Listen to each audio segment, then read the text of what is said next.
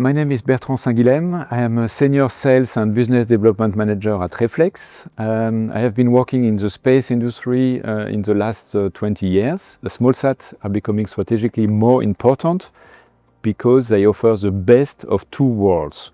From one side, the world of the traditional established player with very high performance, but without the short lead time production.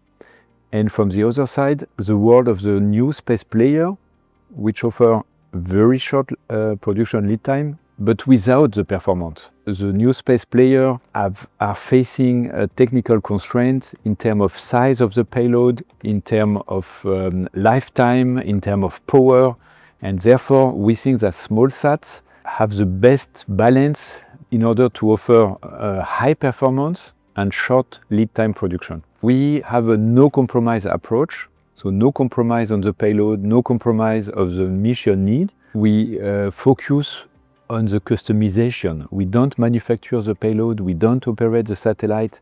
We really focus on the customization of the bus platform in order to fulfill the need of the customer, the need of the mission.